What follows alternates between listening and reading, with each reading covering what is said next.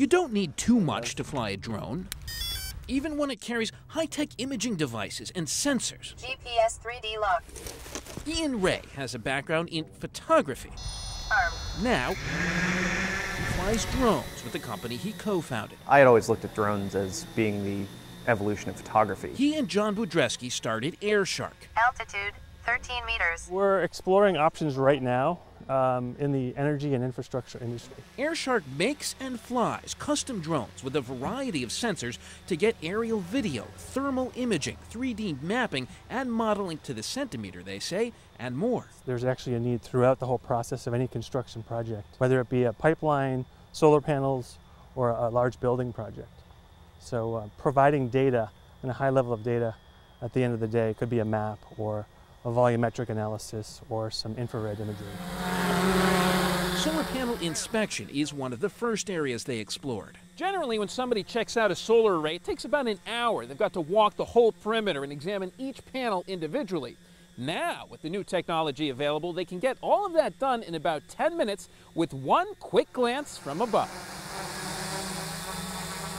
Thermal infrared camera can tell us where the hot spots may be, where maybe there's some a premature wearing of the solar panels. Some of the magic of what we do comes from the ability to very quickly go from the visible to the thermal image and back, right at the controls. But you can't easily find a product to do that right off the shelf. So what we're looking at right now is the design that we're working on for the next platform. AirShark has a desk at Burlington's Generator Makerspace. That's where they design and build their drones and fittings. We get exactly what we need. Right now, the units that are accessible to buy off the shelf really don't offer the ability to fly the sensors that we're flying. They expect future models to be lighter and more durable, to stay airborne longer than the roughly 10 minutes of flight time per battery they currently have, and to carry more sensors. Those little black spots are all spots that are a bit hotter. AirShark hopes to provide hardware and software packages to do various jobs for various clients that they say nobody else is really providing now.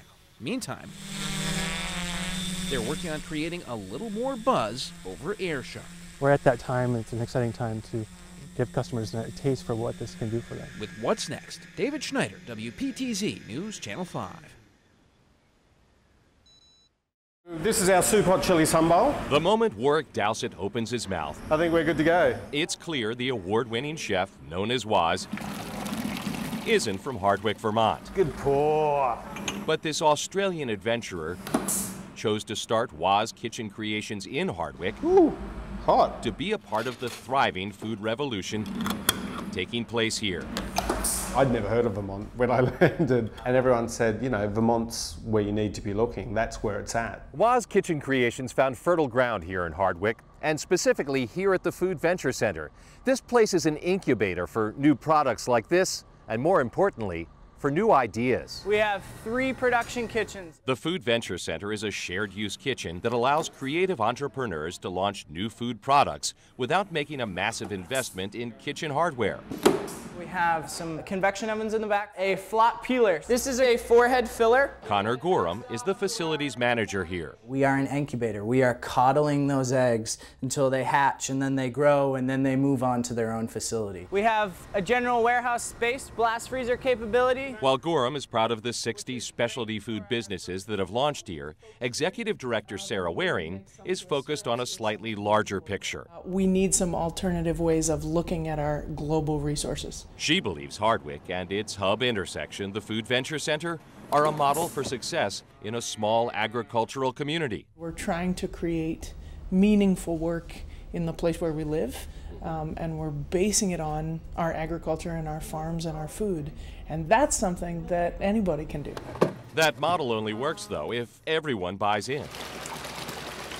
On a recent fall morning, Using the freshest milk we can possibly get. long before sunrise, See if our cultures are working. we joined Jasper Hill Farms head cheesemaker Jim Russell as he painstakingly labored over a new batch of cheese in the Food Venture Center. Came down here with Mateo and we started to develop the Alpha Toman recipe. It's an Alpine-style cheese. Jasper Hill is already imminently successful and could have Russell making cheese anywhere.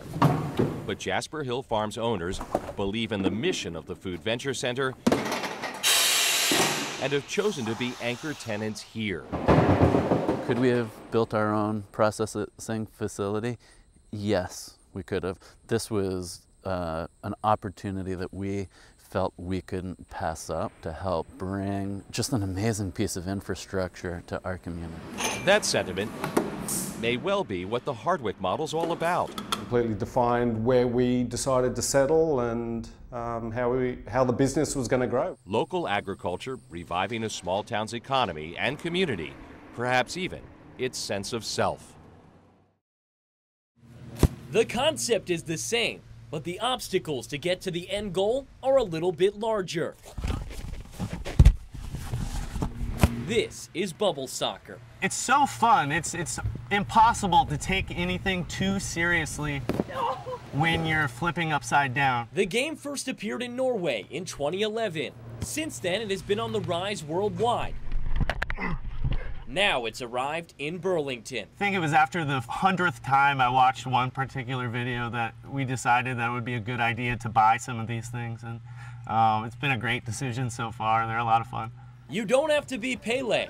Once you jump into the bubble, everyone is on a level playing field. I mean, it's about as close to soccer as a foosball is. I mean, it's soccer in spirit, but it's something all in and of itself. There's a lot more to it than just running around, because it's hard to see, and so you have to rely on other senses sometimes to score a goal. It's not really about the game, it's more fun to just hit other people and flip around. With bodies flying around, safety is obviously a #1 concern when it comes to bubble soccer, but as you can see, your face is well protected and you've got grips and also a harness to lock you in. So safe, in fact, that I decided to invite a couple of my WPTZ buddies, Tom Messner and Jared Hill.